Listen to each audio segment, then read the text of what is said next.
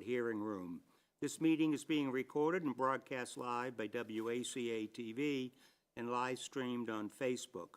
Remote participation is available using the Zoom video conferencing platform for convenience only. Any disruption with the video conferencing platform will result in the platform being shut down. However, the meeting will continue, and meetings will continue to be broadcast on WACA-TV and live streamed on Facebook. The posted agenda lists a link and meeting ID and passcode to join via Zoom, or also a telephone number to call so you can dial in that way. First order of business will be to call the meeting to order. I, John Trefethen, am present. I, Brian Forrestall, am present. I, Daniel May, am present. I, Stuart Siegel, am present on Zoom. I, Ryan Sullivan, am present. Excellent. And we are also joined this evening by Jasmine Farinacci, our town planner and economic development department, our town council, Brian Winter, and I guess that is all that I will introduce, and I managed to remember to introduce them at the beginning of the meeting and not at the end of the meeting tonight. First item on the agenda, we'll talk about 30 Memorial Drive, a variance request. That is not going to be heard this evening. There was a clerical error in the publication notice, so it had to be republished, and it will be on our meeting for August 12th, which will be our next meeting. So for anyone here to listen to that, it will not be heard this evening. Next item is a continuance of the public hearing on 61 Waverly Street for a 40B comprehensive permit. We have held hearings on this matter 6 times, starting on March 25th, and most recently on July 8th. At the end of that hearing, there was a discussion about when to continue that hearing, whether to tonight, or the board had suggested August 12th, when we hope to have some peer review commentary available to discuss. There was some back and forth on that, and I believe, we don't have the minutes for that meeting, but I believe we moved to continue the hearing to tonight. The applicant is not present tonight, and I think very clearly they took the somewhat strong push that the board was making to continue it to August 12th is what they agreed to, and I think we thought they hadn't agreed to that, so we had continued it to tonight. That being said, they are not here, and certainly we're not going to penalize them, I would suggest, for that, and would proper be to make a motion to continue the hearing until August 12th, Council? Yes, Mr. Chairman, although it may seem a bit redundant because maybe they're under the impression we already did that, for the sake of the record, and so it's clear for everyone, I think you should take that motion and vote now. Okay. Would someone wish to make a motion to continue the hearing on 61 Waverly Street 40B comprehensive permit to August 12th, 2025 at 7 p.m.? So moved. Is there a second? I second that motion. I, John Trefethen, vote in favor. I, Brian Forrestall, vote in favor. I, Daniel May, vote in favor. I, Stuart Siegel, vote in favor. I, Ryan Sullivan, vote in favor. Excellent, and the matter stands continued until August 12th. Jumping ahead to item number 5 on our agenda, which is a continuance of a public hearing at 167-169 Pleasant Street, a special permit. This was a hearing that was opened on May 6th of 2025 with the applicant seeking a special permit, seeking to demolish and rebuild a duplex residential building within the same footprint. The property in question is located at 167, 169 Pleasant Street, Assessors Map 13, Lot 68, in the Residential B zoning. We opened the matter up. There were questions asked by the board of the applicant concerning plans that we felt were inadequate to allow us to render a decision. There was a discussion concerning what we needed. The applicant indicated that he would obtain that information and those plans and submit them to us. And subsequently, the matter was continued from May 27th, again from June 10th, and again from June 24th, all at the request of the applicant. No documents have been submitted to the board, nor has the applicant been in communication with us since the June 24th meeting. And at this point, I would ask if the applicant for the special permit at 167-169 Pleasant Street is either present here in the meeting room or here on Zoom.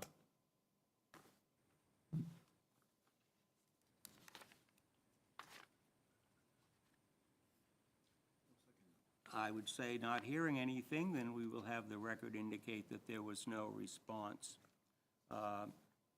And I have checked with counsel to see what is proper for us to do in this matter, and indicates that we need to open the hearing and discuss whether or not we should dismiss it for lack of prosecution. We can do that with or without prejudice, depending upon what we decide to do. Without prejudice means the applicant can file once again, and with prejudice indicates that I believe the zoning bylaws indicate there has to be a waiting period of 2 years before they can refile. So that being said, I would reopen the hearing, and let's have a discussion about what we wish to do. My thought is that we should dismiss the application without prejudice and allow him to refile if, as, and when he wishes to do so, and with appropriate plans. I understand we do have to make a written hearing decision. We would have to take a vote, and that is how we would proceed. So that would be with prejudice. It would be without prejudice, which would give him a chance to refile. If it's with prejudice, he can't refile for 2 years. I mean, oftentimes we've given people an opportunity to withdraw their application, voluntarily without prejudice. This obviously is a somewhat different situation because the applicant has basically been silent. In fact, at the last hearing, we hadn't heard anything from him whatsoever, so I asked Jasmine to call to see what are you going to do? And he said, well, can I have another continuance? So he wasn't apparently even going to notify us at that point. So that being said, I've gone on long enough.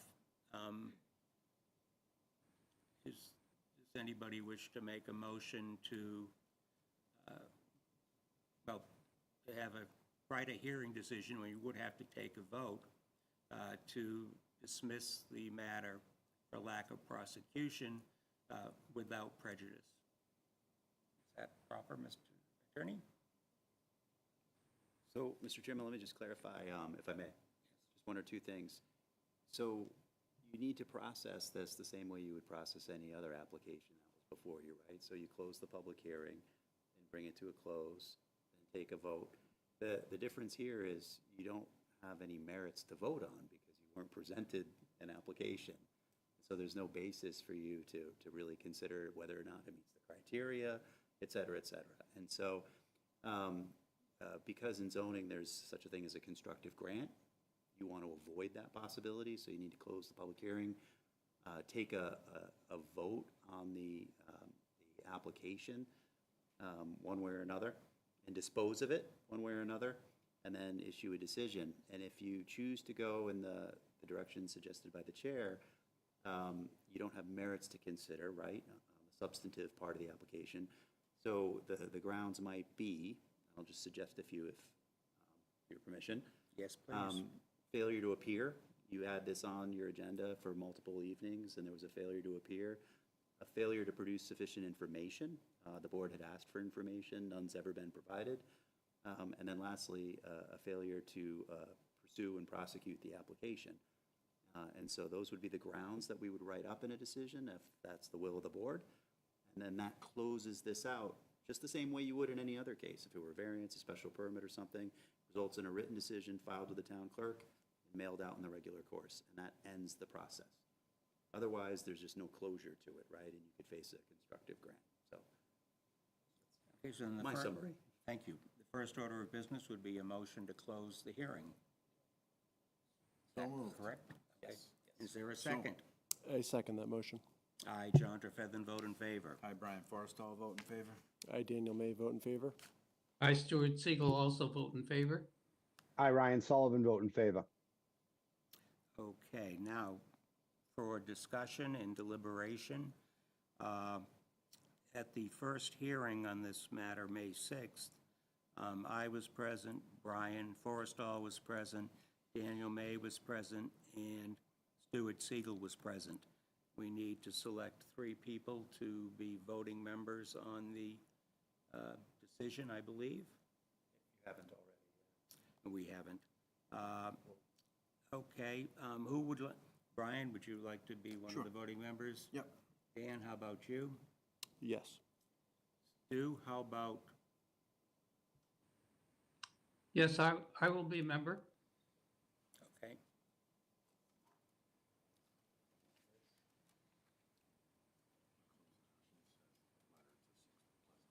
Oh, is he? Okay. Stu, would you like to be the 3rd hearing member? Yes, sir.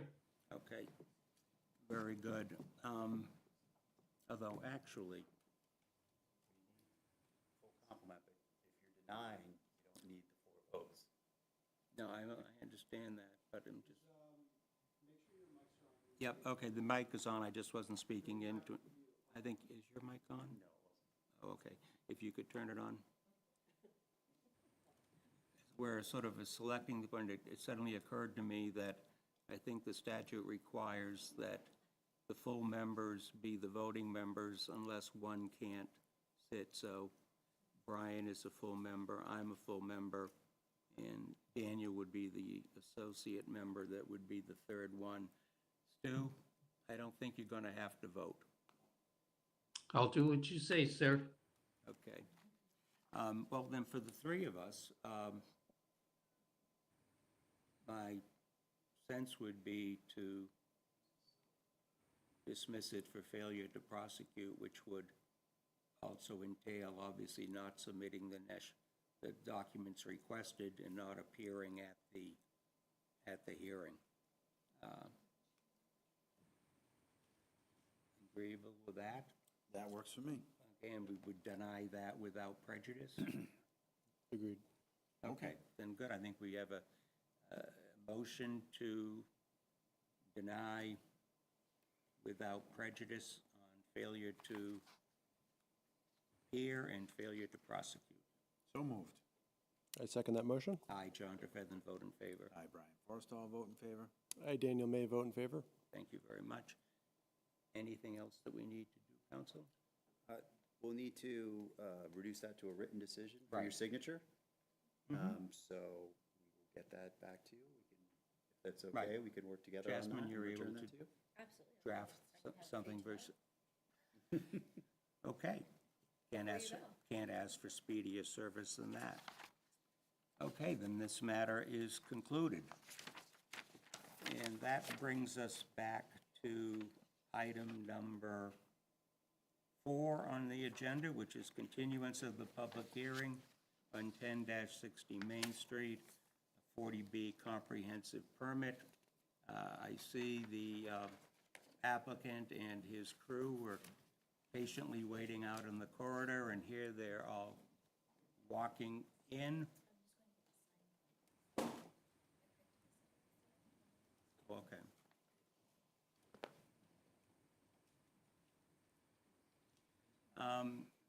WACA, we're going to take a 5-minute recess, if we may, just to get organized.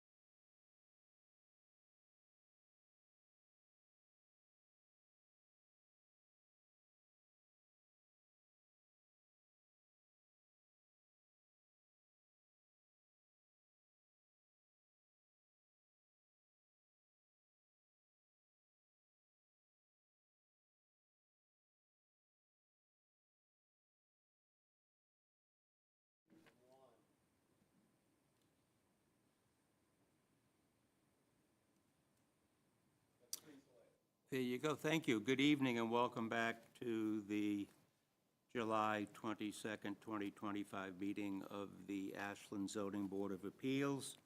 We're about to take up the continue public hearing on 10-60 Main Street, 40B comprehensive permit. The hearing was opened on January 7th, 2025, and most recently was before the board on June 24th, 2025, at which point it was continued to this evening to accommodate, I believe, the applicant was going to be unavailable on our July 8th meeting. So here we are. And where are we going to start? Because, well, I think so, yeah. If you don't mind stepping up, Mr. Engler, because I think we need to talk about some late submissions that came into the planning department at, I think it was 4:59 last evening, after most of the department had, I'm sure, left, and the board has had little or no time to review the attachments that were included in that email, which consisted of signage and also draft schematic plans for the development. We had hoped that we would get them earlier and give the board an opportunity to review them and study them, to participate in a discussion, but I will tell you very frankly, we have not had an opportunity to do that, and although there may be some questions asked, I, for one, am not going to ask any questions until I have an opportunity to study the plans. Sure. We would certainly welcome if you wanted to make a presentation of what the changes are, and we can talk about that, and that may get us started. There are also some other issues I think we can talk about. There was a signage package that also came in late last night, and we haven't had an opportunity to review that either, although it seemed much more advanced than the previous signage packages that you gave us. And then there was a letter on the issue about water and sewer, a letter from our peer reviewer, and a response from you, and then a response from the DPW, and whether you want to discuss that or not, I'll leave that up to you, what you want to do first. Thank you, Mr. Chairman. For the record, Jeff Engler, I'm a managing partner in SLV Ashland. I appreciate the introductory comments. It's good to see everybody. Relative to the lateness of the submittal for the signage and the architecture, I'll follow my sword on that one. You know, has not been our customary approach. Usually we get things in quite early. In fairness to our team, we were receiving comments from the ad hoc design review committee just like a week and a half ago, so we were incorporating that. But then I was on vacation, and it was difficult for me to work on this where I was. Anyway, that's not an excuse, it's just an explanation. So the good news is, though, we're not looking to close the public hearing tonight. So I think you'll have the benefit of a presentation on both the architecture and the signage, and you'll have the benefit of those comments when you look at the material on your own time. So hopefully, I think it'll be a valuable exercise tonight, and we can reconvene and talk about it at the next hearing. And I wasn't being critical of the late timeliness, other than the fact that there's an explanation why the board isn't in a position to really ask questions about it. Of course, but maybe you will have some questions in the course of just seeing the presentation. So that's one item. So, you know, as I said, we are joined tonight by Eric DeBrule from Bowler Engineering and Moliere from Embark, our project architect, and then Colin Middleton and Jim Cowell from Metro, our signage company. So they'll all be here tonight to either present or answer questions. I would defer to the board, but our recommendation would be to talk about water and sewer. I mean, those letters and information were submitted in the beginning of June. There's no lateness with any of that. So that would be my recommendation. I see Mr. Eldridge has joined us on Zoom. So I don't know if it pleases the board. We submitted our most recent letter, I think was June 10th. It was very brief in response to the letter that was submitted by Haley Ward on, I believe it was June 4th. Yes, it was. So that information is not new, and it is something that has been in the public record for the better part of 6 weeks. And So, no one has suggested that we're not prepared to deal with that tonight. So Okay. let's start with that. okay, And also, let's include the July 8th, 2025 letter from Daniel Mora, Deputy Director of Ashland's DPW Department, that was sent to us, as I said, on July 8th, 2025, addressing several of the issues raised, not only by, Mr. Chairman, I don't think that letter, and I wouldn't bet my life on this, but I don't think that letter was shared with us.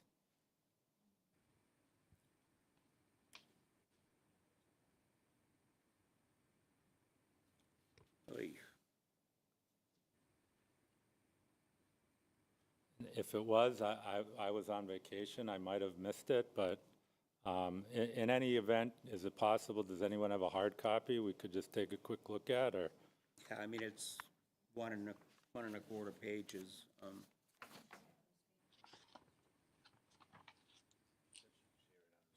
Okay. Yeah, I heard that. That's fine. Let's do that so we can move forward at least on something.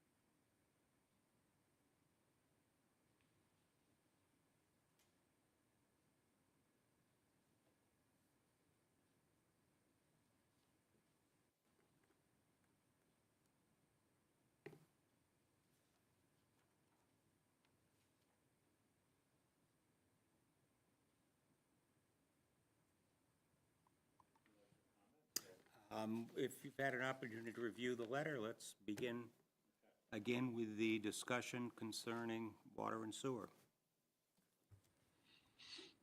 Well, we're reading this in real time, but relative to the last paragraph, I'll start with that first. That's not an issue. I mean, this project's not going to be built for at least 2.5 years. Agreed. So the fact that it sounds like that infrastructure, they said, is a couple months away, which is in our vernacular immediate. So by the time we would need to tie into this system, that last issue is obsolete.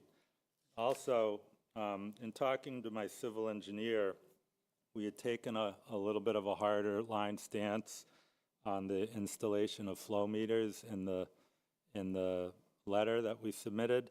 While we do think it's not specific to our project. This exercise that's being asked of us as a show of good faith and working with DPW, because it's not exactly clear to us where the flow meters would go or how many manholes, so perhaps we could have a direct contact with them.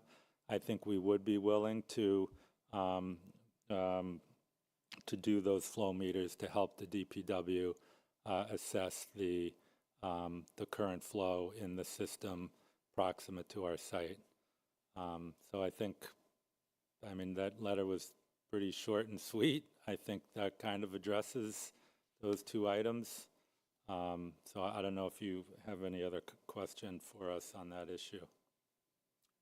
I don't know, anybody on the board have questions about that? Dan? I don't at this time. Stu Not at this time, sir. and Ryan? I do not either. Okay. Is Mr. Eldridge still on the screen? Yes, I am. Okay. Mr. Eldridge, would you care to comment on the applicant's suggestion? Yeah, so there are two items that were brought up in our letter and Dan's follow-up letter. To take away the pump station, as the applicant has indicated, hopefully within 2 months, the station will be back to capacity. But the other two items were the condition of the infrastructure on Main Street and downstream from there. Having knowledge of that infrastructure is real key. We don't know the actual condition of it. The second thing is, can it handle additional flows? And that's why we had recommended in the letter that flow meters would give us that information. If we get flow meters in there, that would give us the indication of how much flow is coming down there. We can figure out what the slopes are for those pipes, and based on the size and the slope, you get a theoretical capacity of that pipe or pipe segments, with the assumption that the pipes are in good condition and there's no restriction to flow, which is the second recommendation that we made in our letter, is to inspect those pipelines that run from the project location connection all the way down to close to Chestnut Street Pump Station. And that's done with call it a camera truck. It's closed circuit television. They run a camera through each pipe segment and get a picture of what's going on in the pipe and finding out if there's any defects. So we had in our follow-up letter, we had documented the length of pipe that has to be, we would recommend it's 12-inch and 18-inch pipe. Looking at, industry pricing that's going on right now for 3,200 feet, that's why I put that number in there. The variable is how much cleaning has to be done in that pipe. Is there debris that's preventing the TV from rolling through the pipe? So that's a conservative estimate on getting that work done. So as far as the applicant mentioned for the flow metering, yeah, if they want to, if they can have a meeting with the DPW and have that discussion, that would be great. We can find out, look at what we have for metering around that area and find out what the best place to put an additional meter or meters in. Mr. Chairman, if I may, I Yes. can say with certainty, Mr. Eldridge referenced a follow-up letter. He cited some length of pipe. We never saw that letter. So there's been information being, Greg, do you know when that was submitted, more or less? June 27th was submitted.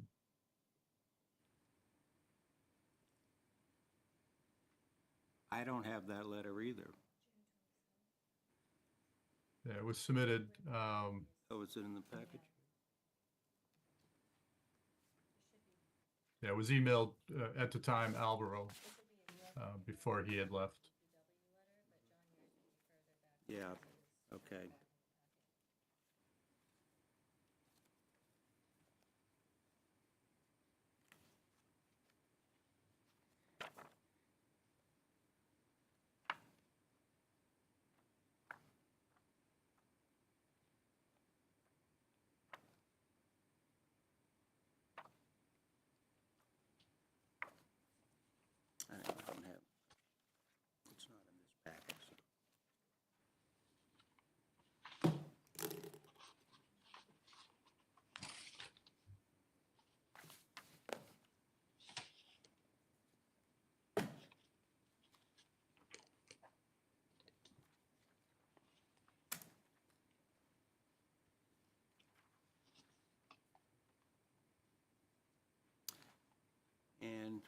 Mr. Anglo, you did not receive this either?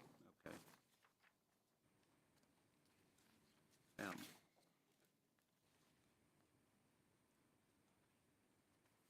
So, Mr. Chairman, I'm obviously not really prepared to respond to that letter. Exactly. And let me- But we will put it on our to-do list to, if it pleases the board, to have Bowler put a phone call into DPW to maybe get some more specificity relative to where they would like flow meters installed, and then we can come back and, provide that I was information. going to suggest, why don't we continue our discussion on this to the next meeting?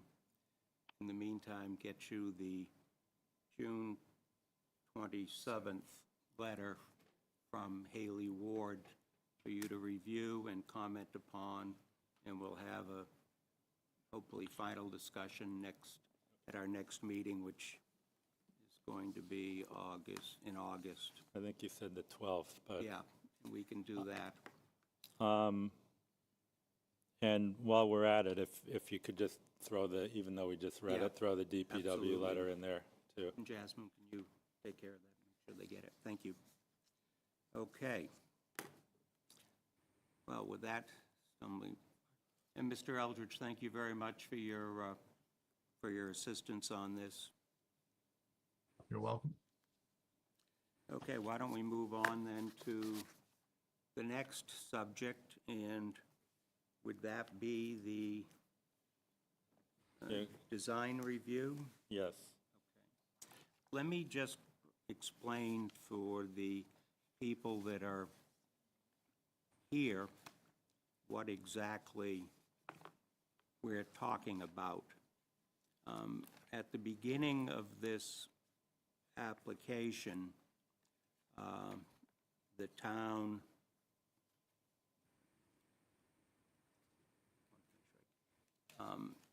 asked 3 Ashland residents, 2 of whom are architects, to work with the applicant on the project to see if there could be architectural changes that would be made that would be more suitable to its downtown location and more acceptable to the board.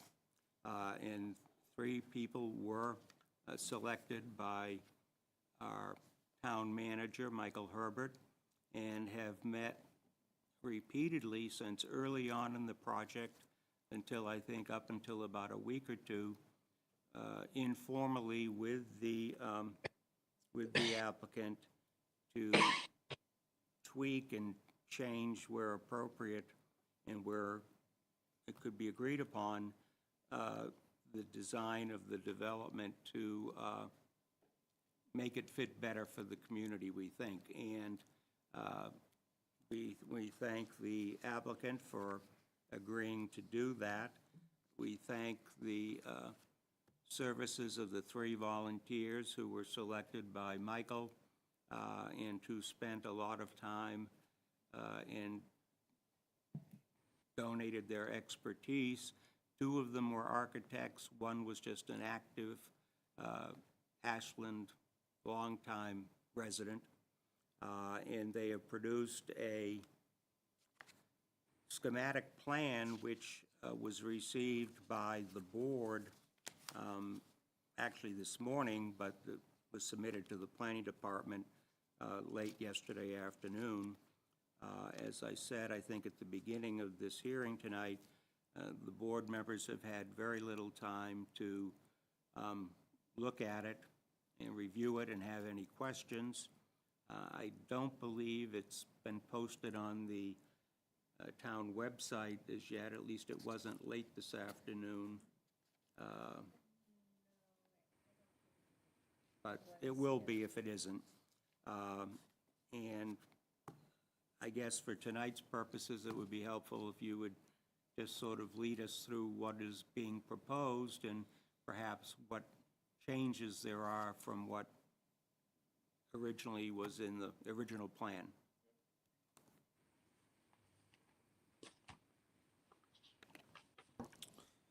Thank you, Mr. Chairman. I'm going to turn it over to momentarily, who's far more experienced and skilled in talking about design. But I'd just like to provide a little context. And Jasmine, how do we get the presentation up on the screen? Are you going to do? Okay. So, Mr. Chairman, I think you did a pretty good job of summarizing kind of what we've been up to. We've worked closely with this design committee, if you will, consisting of 2 architects and a contractor, and have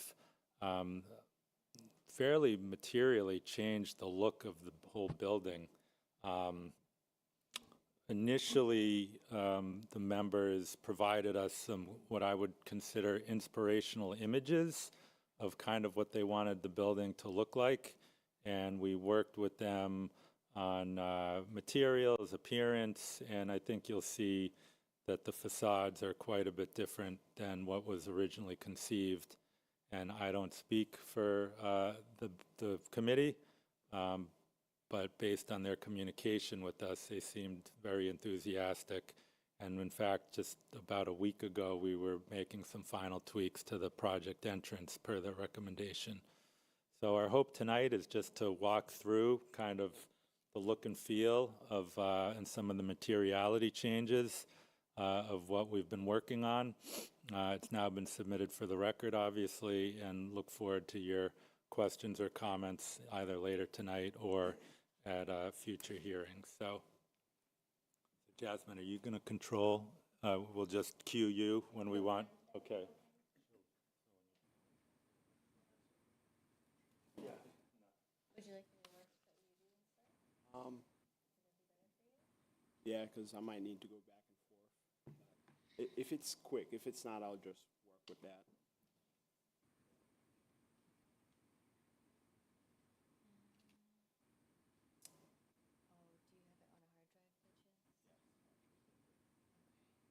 It would probably take a while to load it on here, because we don't have it downloaded, so.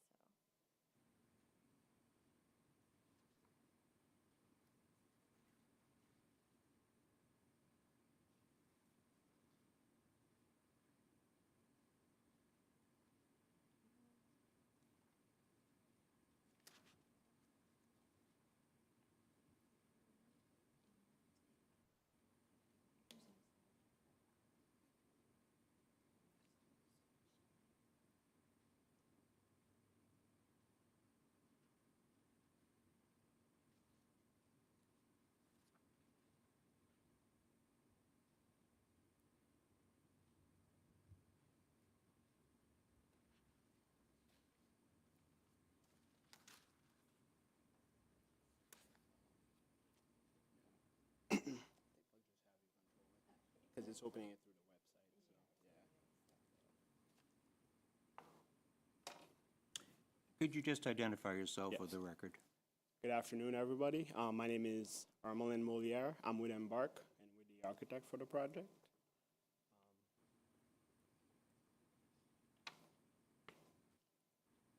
Next.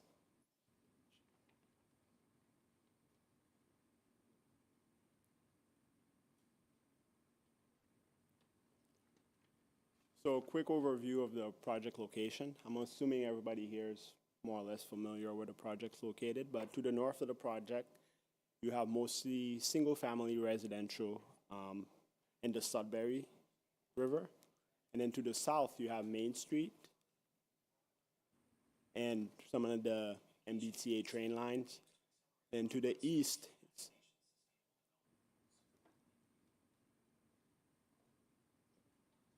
sorry. That's okay. To the east, you have the wetland buffer as well as some private wooded area. And then to the west, you have some water views of the mill pond. Next. All right, so to the left here, we have the original, like a quick overview of the original design that was presented in January. And then to the right, you have the revised version. As we progress through the project, we'll start to zoom in and show you more and more of the details. But overall, between both designs, the number of units apartment units is still the same. We're looking at 250 apartment units, which is consistent with the original design, as well as 362 parking spaces. So the design maintains and restores the two northernmost mills. That's going to be converted into commercial, retail, and community focus use. And then the remaining structure on the site will be replaced by a new construction. So this project is a mixture of architectural restoration and new construction. And then the new construction part has been the massing and overall siding has been designed to maximize view corridors, daylight, open space, while also providing architectural interest and breaking up the massing. And in the unit mix, we're looking at 75% studios and 1 beds, 15% 2 beds, and 10% 3 beds, as required under 40B. And then this ratio also helps to lower the bedroom count and reduces the impact on parking and town services. And this is a quick overall master plan gives you a sense of the layout of the project. So to the left of the page where we see the public plaza, these are the light pink buildings or the part of the mills that we're preserving and restoring. And this is going to be converted into a commercial restaurant space that spills out into a public plaza space that would be beneficial and can be used by the community. And then the new construction piece ties into the existing mill. We would provide a community center, a leasing office, and then the rest will be residential.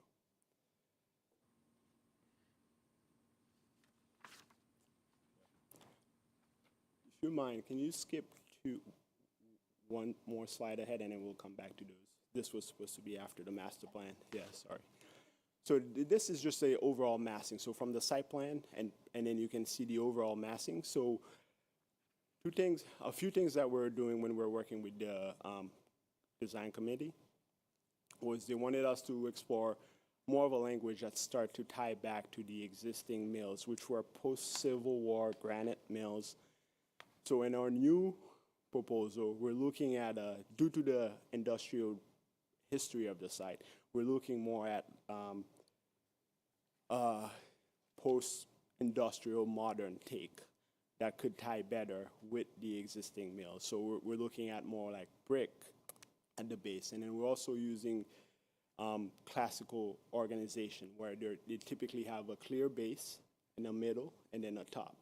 So throughout this massing from the street front on Main Street, as you're looking at the building, you'll start to see a lot of symmetry, a lot of brick, and all of that, and other industrial aspect of it that will tie back to the mill that we're restoring on the left.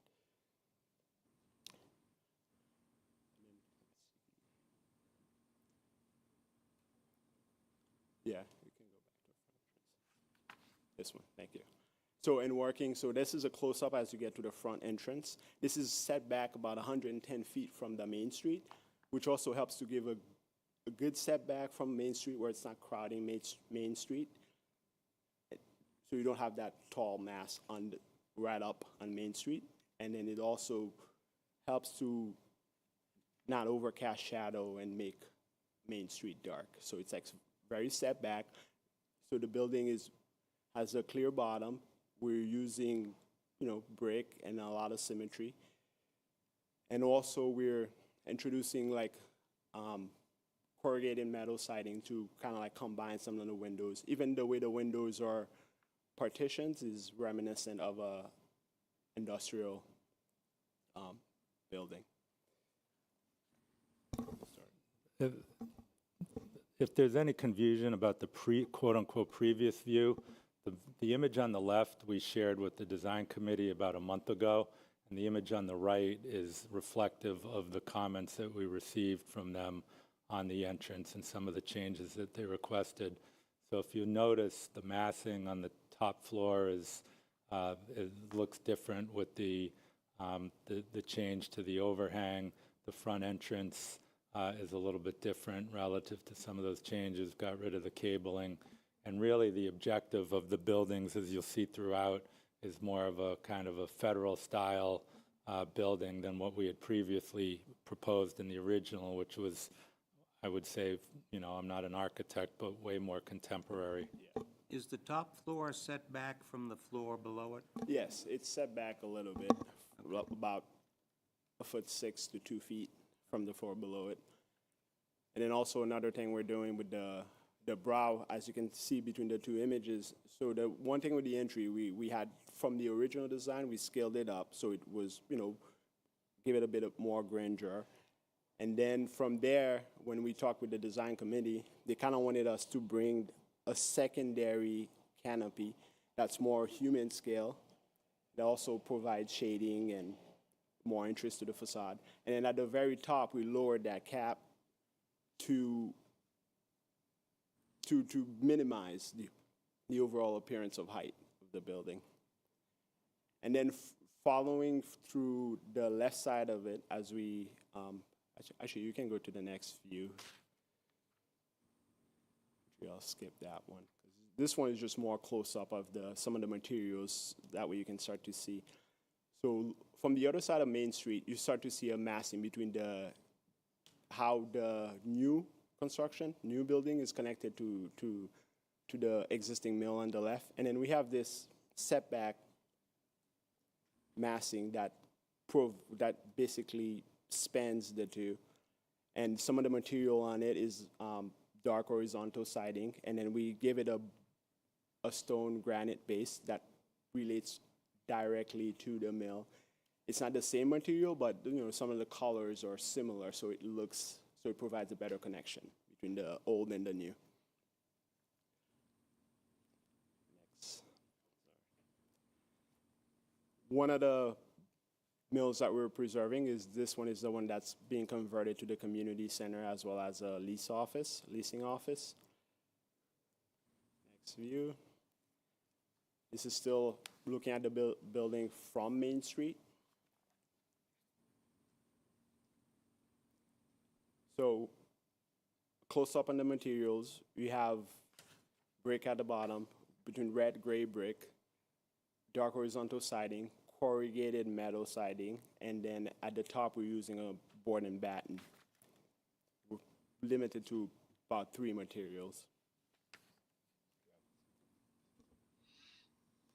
We spent a lot of time paying attention to the integration from the existing building to the new building, and we think, and I think the design review committee would agree, that with the choice of materials and colors, the integration between the new and the old is pretty subtle and fits much nicer than the original. And then we have obviously a little bit of a different transition from the gray and the darker gray to, I guess, you know, it's a little bit more of a brick, or I don't know if I'd go as far as to say orange, but you get the idea relative to the color change. But the materiality, we've reduced the colors, we reduced the number of different materials, focused on the windows. So ultimately, I think the design review group was quite happy with how we transitioned from, you know, the existing buildings to the newer structures.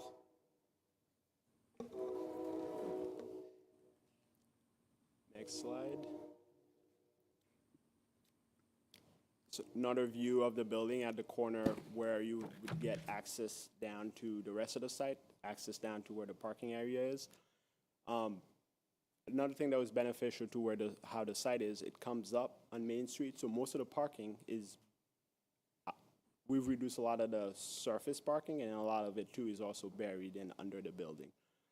So, and then also, that also helps to elevate the building up above the flood zone. Can you go back? One thing you can't see because of the Zoom participants is one of the things that we did per the recommendation is there's more articulation on that side of the building. We have some bump outs, we have some balconies, you know, color changes, material changes, and that creates more visual interest for both people traveling along Main Street as well as people entering the site. You can kind of, yeah, there you go. You can kind of see it there. Some setbacks, offsets, balconies, color choices, different change in materials. So that facade is a lot more visually appealing than what we had originally proposed, which was more or less, you know, flat facade. And then even though we're switching the materials, we're keeping the articulation and the detailing of the building consistent. So that way, even though the material changed, but as you look at the facade, everything is proportioned the same, detailed the same, and have a continuity.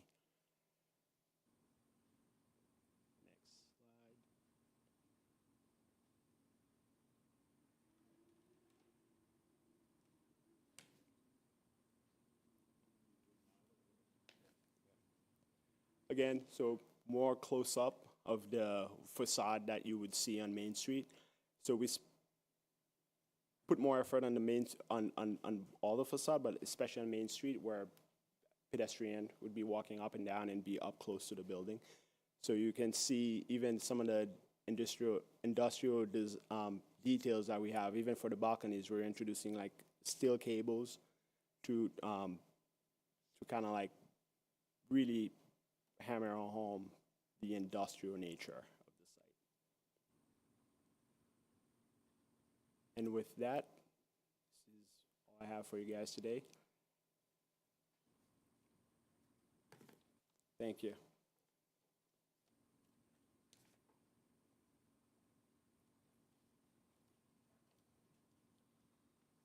So I know that's probably the first time you guys are seeing any of this, so I'm definitely sympathetic to that. But so as you digest it on your own time, I mean, maybe you have some questions now. Would be happy to address those at the next hearing. But I mean, we had a more contemporary take on the original submittal.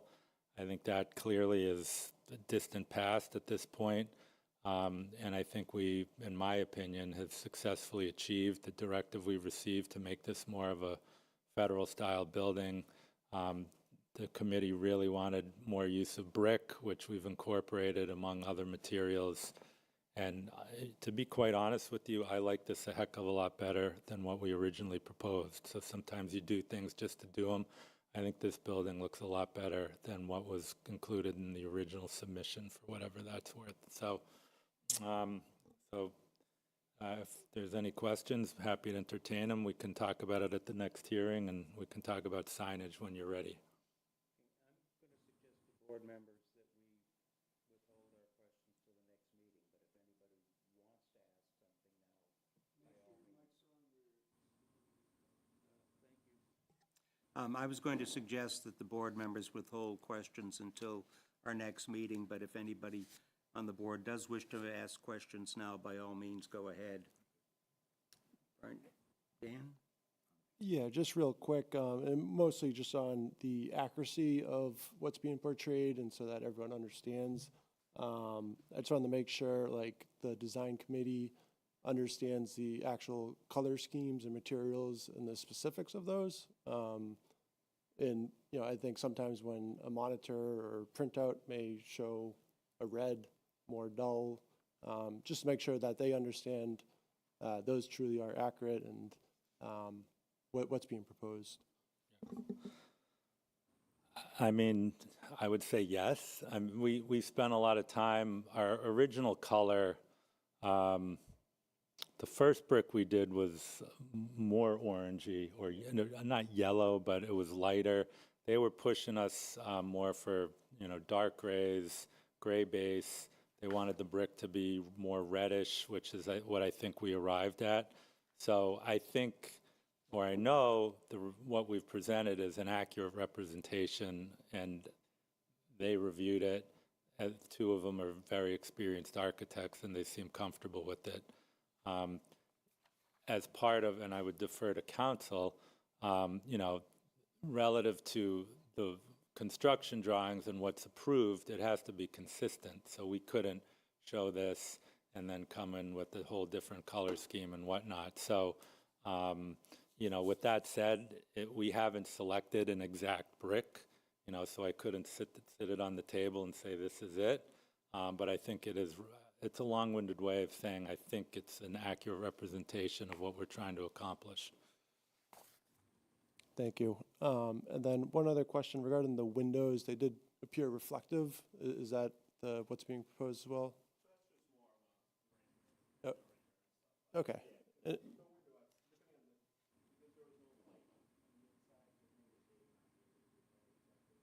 Yep. Yeah, and I'm just speaking on behalf of everyone, so everyone has a good understanding. And then lastly, will there be like a vantage point of the commercial space kind of coming from? Yes, that's a good question and something that's very important to us and that we're working on.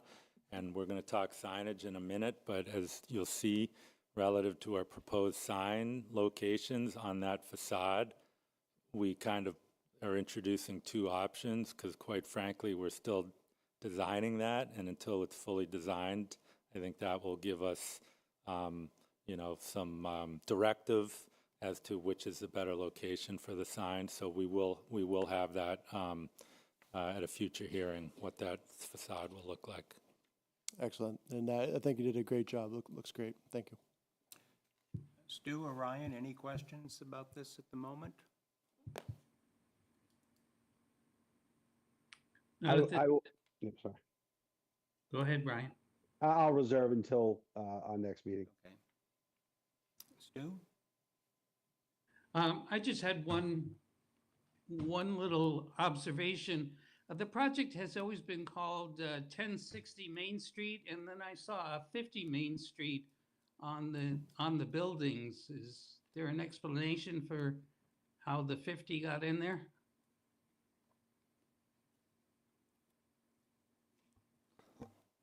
No, there is not a good explanation. No, in all seriousness, the address ultimately will be determined by the post office, and I think it's not going to be 10-60. I couldn't say. I think we randomly picked 50. Ultimately, it'll be determined by the post office. It'll be a single numerical number. Okay, that's fine. But yeah, so. Okay. Just for the public, once we get through all of the presentation, there'll be an opportunity to ask questions or comment tonight on what we've talked about tonight. Okay?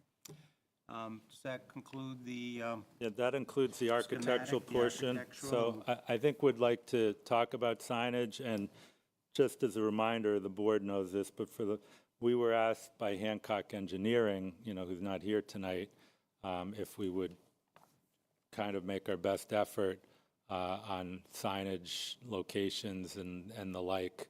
someone from Hancock is on Zoom? Oh, I so apologize. I did Mr. not. Benedetto was on Zoom. Oh, I did not see that. My apologies. So anyway, this is in response to that, and without further ado, I'll let Colin walk us through the preliminary signage. And for the record, I mean, it's, I think, obvious, but I'll say it anyway.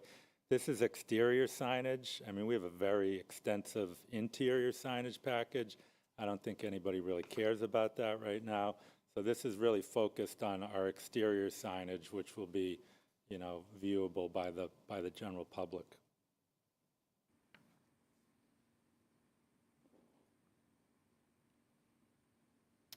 What's going on, guys? Happy to be here.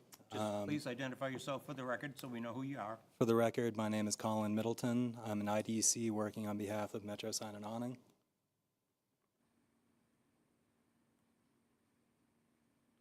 You guys all set? Yeah. Cool. Next page. So this is kind of the overall site plan for our signage deck. We have 5 primary locations, 2 of which have options that go with them. Location 1 is going to be the primary monument sign for the whole property. Number 2 will be the primary entryway channel letters for the residential section. Number 3 is the wayfinding monument sign that will bring people into the restaurant. Number 4 is the actual restaurant signage, and then number 5 is a property identifier sign that we would like to put on the smokestack.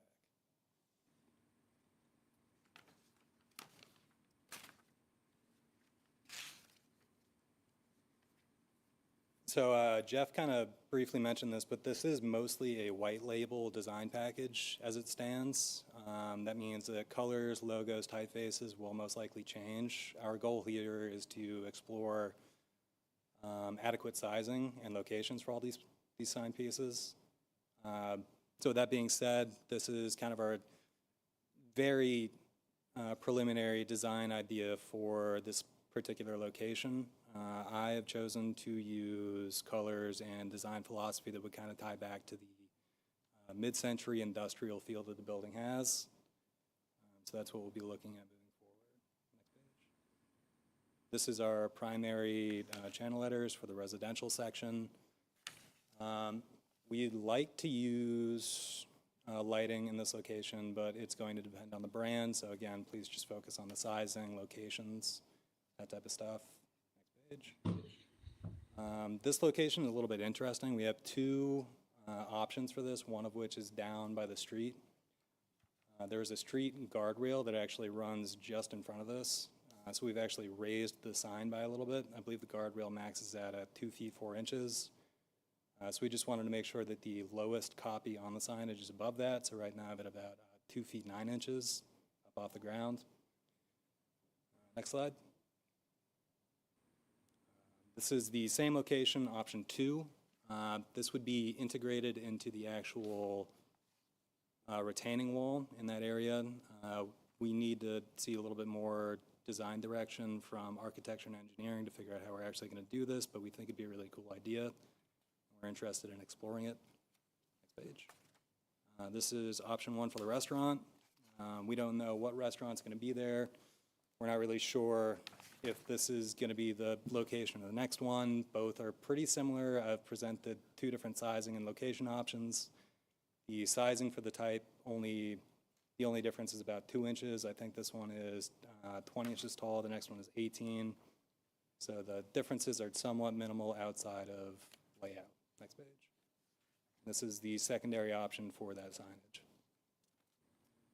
And this is the last piece. This is still like very theoretical. We're interested in really exploring this piece. We think it'd be really cool, like primary identifier for the whole project. We'd like to get it up on that smokestack. I think it'd be pretty neat.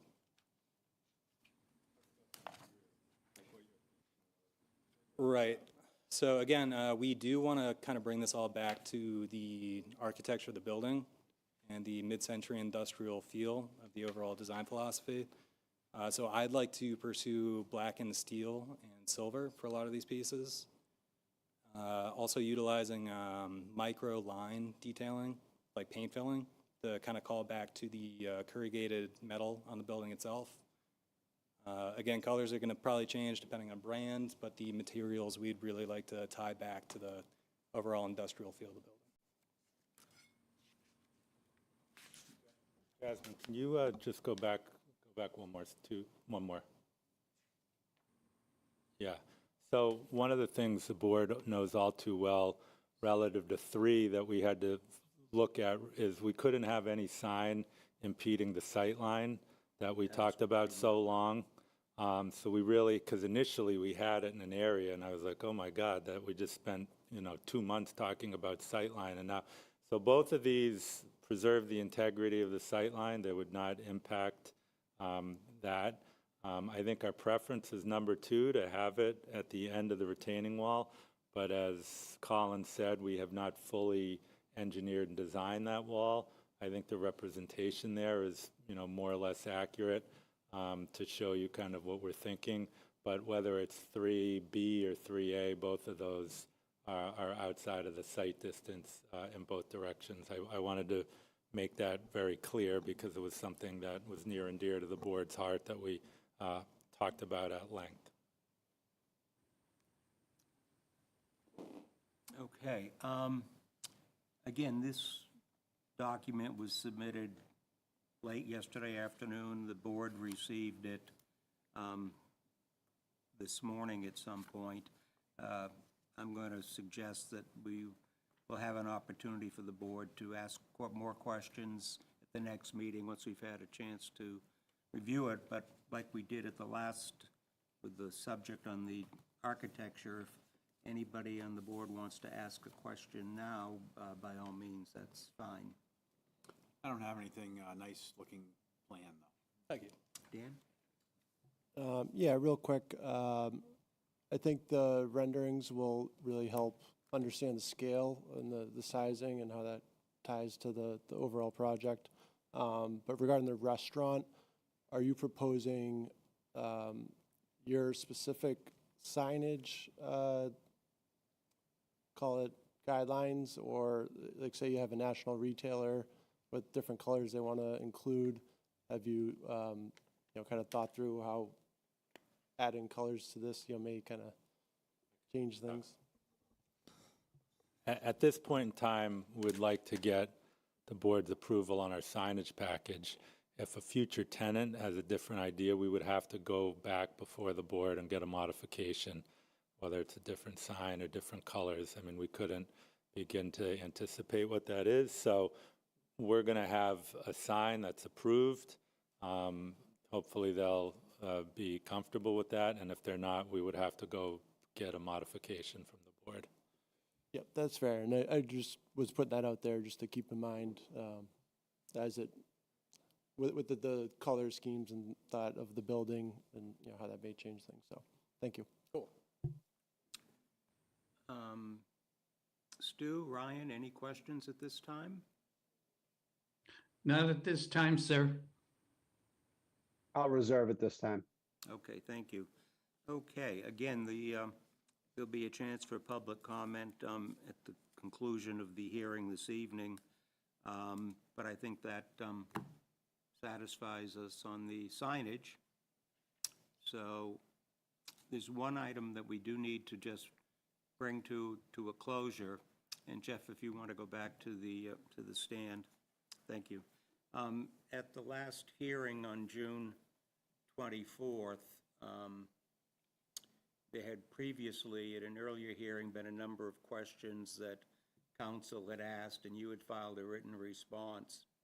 And at the June 24th meeting, we opened it to the public and to departments in Ashland that if anybody had any further response or questions about the questions that had been asked, to submit them so that we could deal with them. And just for the record, I want to make sure, have we received comments from anyone or from any department about the questions that were asked?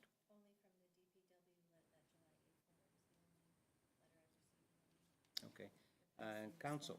Well, I was just going to suggest, Mr. Chairman, and my microphone is on, that there may be representatives of staff and boards here that we're going to make an oral comment. I Okay. don't know if you wanted to give them that opportunity. I would give them too. that opportunity. We're getting there. Okay. I see on the screen that there are several members from various departments, and I would ask if any of you wish to respond to those questions or comments. Now's your time to do that.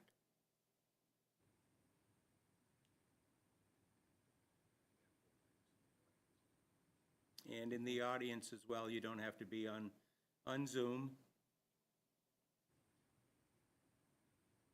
I'm hearing silence, so.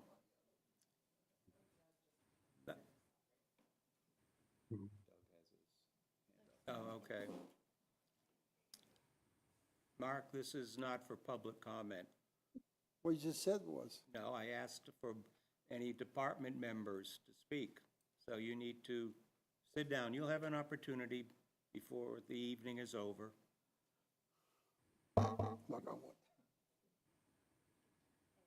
Thank you. I'm sorry, Doug, I didn't see the hand up. That's okay.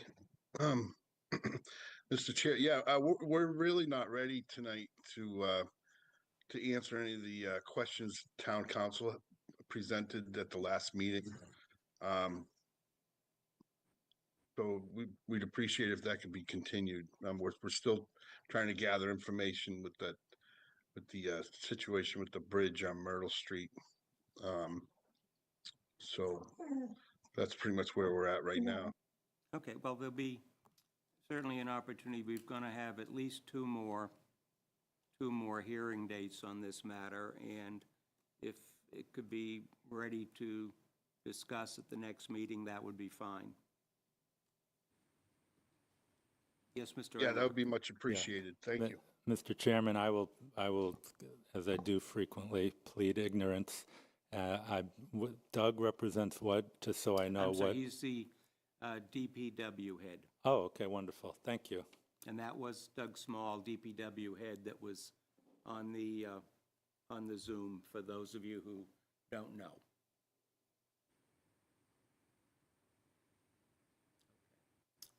Anyone else? Anyone here in the audience? It's a department or head or representative? Okay. Then, council, do you have anything further on this subject before we go on? May I just briefly? Yes. Mr. Chairman, just a couple of sort of follow-up questions. And maybe we get into a little bit more at the next meeting, but, well, two questions. One had to do with what Mr. Small just raised, and that's with respect to the bridge. The applicant's representative in his response had made a statement, we would consider a proportionate contribution to the town's own financial contribution, goes on. But I was going to ask, maybe not tonight, but maybe at the next meeting, to elaborate on that. I'm going to need to write a condition at some point when we get to decision drafting. And I don't have enough detail, in my opinion, to understand how to write that condition and what that means.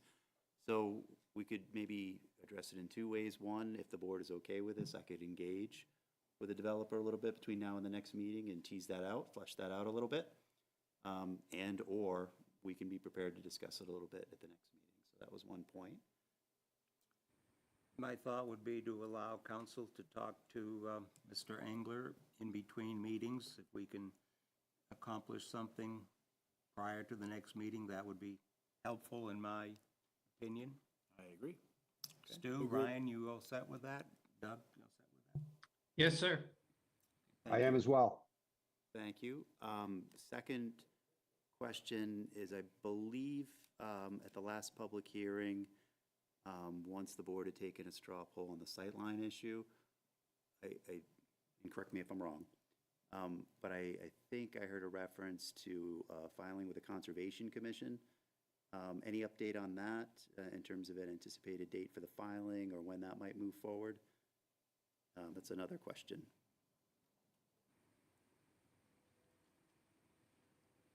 Soon.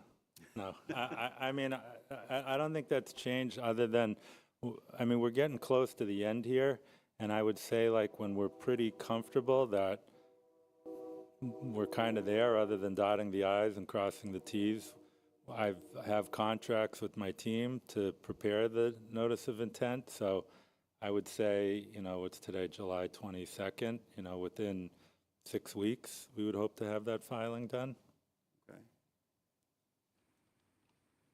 And then maybe the last question for now would be, I understand there's some things that are being refined and evolved, signage plan, the architecturals, the schematics, but in that context, do you also anticipate that as that becomes sort of more concrete, that you would provide an update to the landscape plan as well, once you have the details you need in order to refine that a little bit more?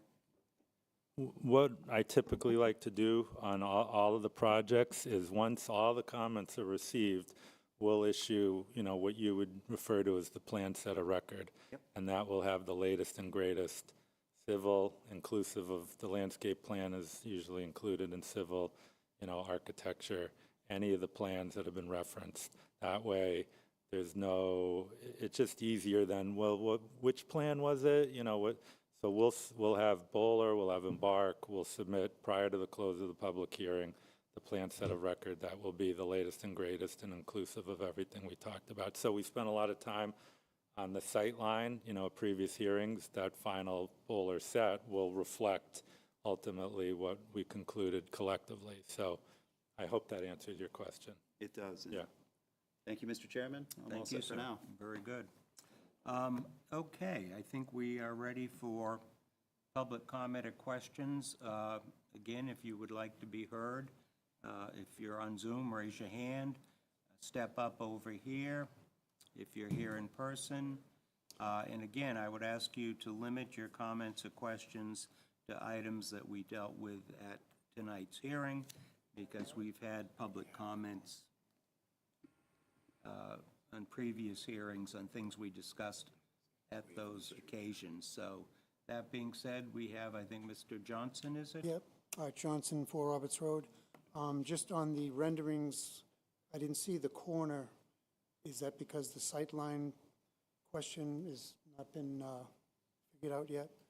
You know, they were showing all the different views of the building, but I didn't notice the I believe that's coming. There is a, in the plan, you can see it. I had a question about it as it was drawn on the plan. Mr. Engler indicated that with the actual drawing that's going to be coming at some point, it will show that the sight line is not being interfered with, and it's a 220-foot sight line, if memory serves me correct. So that's what it was, the 220? I'm sorry? What was the one that they decided on? That's the one that we took a straw poll of the board at the last hearing so that we could move the project forward with design, and that was what we, the board, I think it was unanimous, no, Okay. 4-1 maybe. Thank you. Anyone online that wishes to be heard? No? Okay, then Mark, you're up.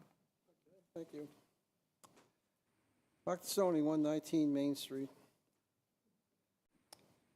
What was talked about tonight, is this still under the special permit phases of getting through?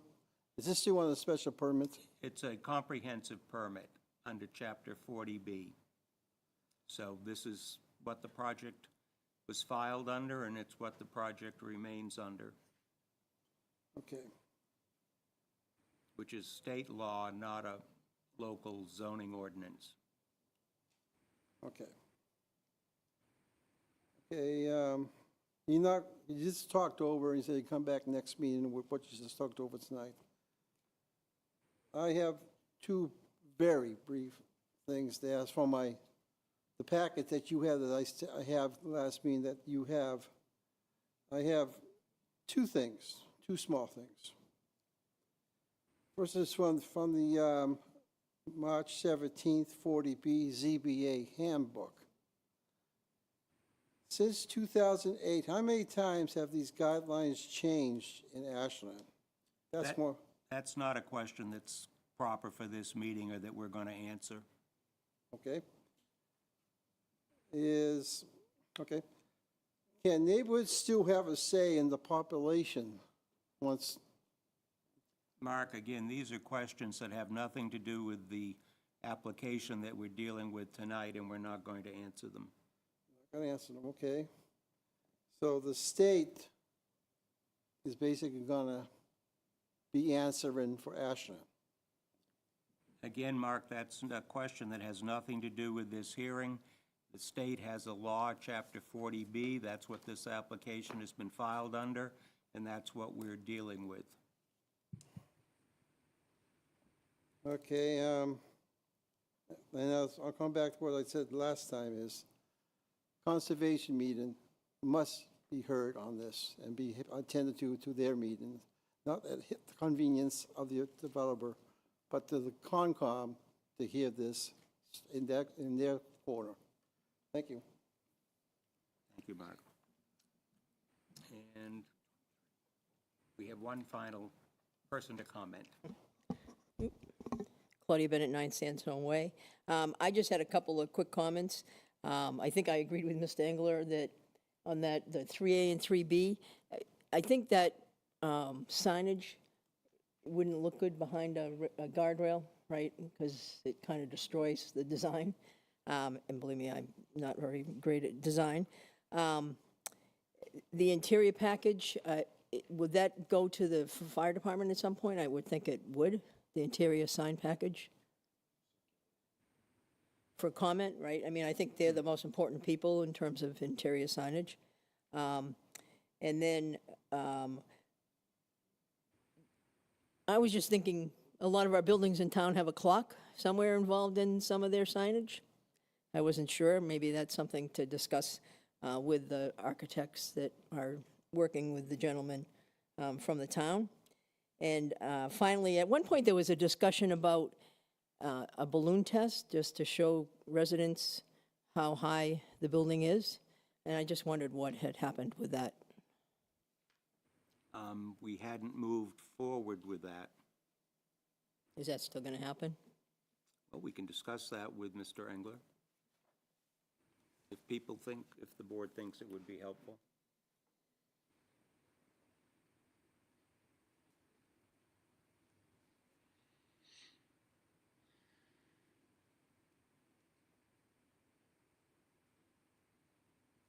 Okay, that concludes public comment then for the evening.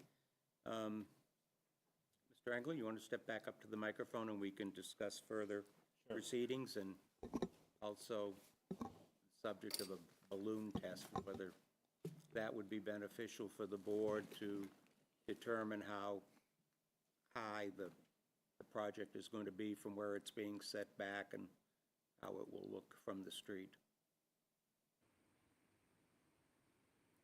Oh, are you asking me a question? There was a question at the end of that. It may All not right, have so, sounded- maybe it was more like a definitive statement. I mean, to what end? I mean, have we done a balloon test? We did one once on one project. It was not particularly effective, but, I mean, we can try to do it, but to what end? I mean, what's the objective? I think the objective would be to get a sense about what this project is going to look like height-wise from the street. Okay, and then Can I what? chime in, Chair? Sure. And this is a question for Mr. Engler. Would it be easier and more efficient to provide more vantage points from renderings? I think that would,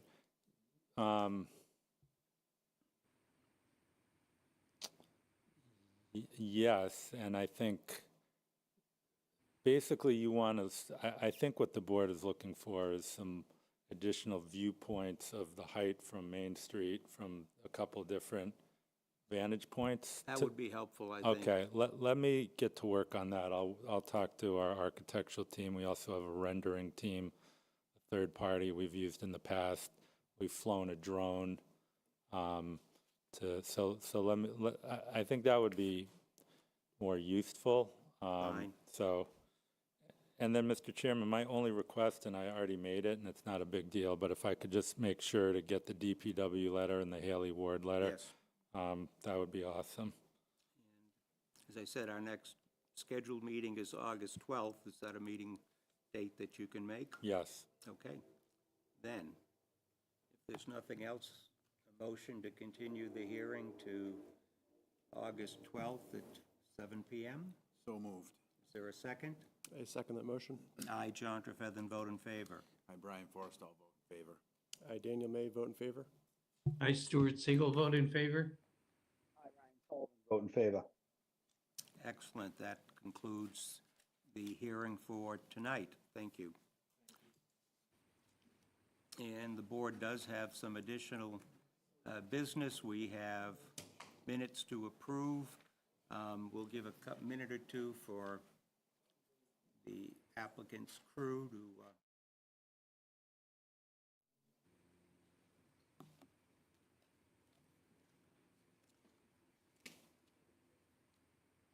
and again, for board members, we will be reviewing minutes from our June 10th, June 24th, and July 8th meetings.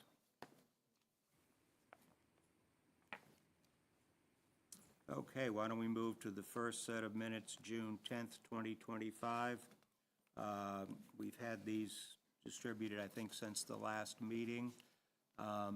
Jasmine, did you receive any comments regarding any proposed changes? Okay. Anybody on the board have any changes, problems with the minutes? If not, the motion to approve the minutes is submitted. So moved. Is there a second? I second the motion. I, John Trefethan, vote in favor. Aye, Brian Forrestall, vote in favor. I, Daniel May, vote in favor. I, Stuart Siegel, vote in favor. Vote in favor. Okay, next, moving on, minutes for the June 24th, 2025 meeting, a lengthy meeting. Minutes took up 9 pages. Jasmine, did you receive any questions or comments on those? Anybody on the board have any questions or proposed changes with those minutes? Okay, is a motion to approve the minutes as submitted? So moved. Is there a second? I second that motion. I, John Trefethan, vote in favor. Aye, Brian Forrestall, vote in favor. I, Daniel May, vote in favor. I, Stuart Siegel, vote in favor. Vote in Okay. favor. Excellent. And finally, the minutes for July 8th, 2025, a somewhat shorter meeting. Jasmine, did you receive any comments or proposed changes? I did not. Okay, anybody on the board have any problems or proposed changes with the minutes? No. If not, a motion to approve the July 8th minutes as submitted. So moved. Is there a second? I second that motion. I, John Trefethan, vote in favor. Aye, Brian Forrestall, vote in favor. I, Daniel May, vote in favor. I, Stuart Siegel, vote in favor. Vote in favor. Excellent, thank you very much. Next item on the agenda, staff updates and administrative matters. Jasmine, do we have anything? Just at the next public hearing, we will have the 55 West Union Street 40B application, as well as the 30 Memorial Drive application for the YMCA. We do have really excellent applicants that are willing to work together with us to make sure that the traffic and pedestrian crossings are safe on Memorial Drive. So we at least have those discussions that we'll keep you all in the loop with as we're working between applicants to make sure that remains safe. And we will also have the 2 40B projects that we're dealing with tonight, so it will be a very busy evening. With respect to the 61 Waverly Street project, can you reach out to Israel. the developer?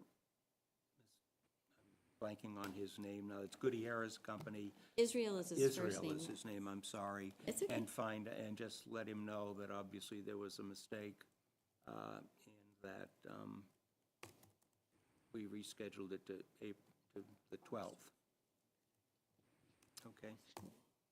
And nothing else? We do have also one special permit on the next agenda. It had come in prior to me getting here, but the applicant had submitted it as a variance, and it should have been a special permit. And just with the turnover, there was nobody in the office to just kindly correct his application. So in the interim, it was posted as a variance. We had to repost it as a special permit. He's well aware. So it is reposted for that date. I believe it's the reconstruction of, I might be confusing that actually with something else. Okay, I won't speak on it, but I'll send it to you. We'll find out. Okay. If there's anything else from anybody else on the board? If not, then how about a well-deserved motion to adjourn? So moved. Is there a second? I second that motion.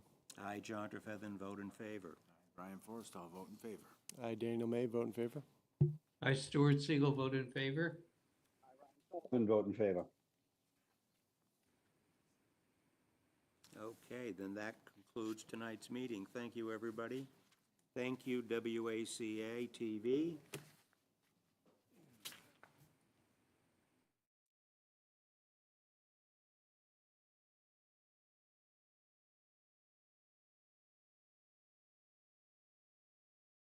Over the existing dwelling.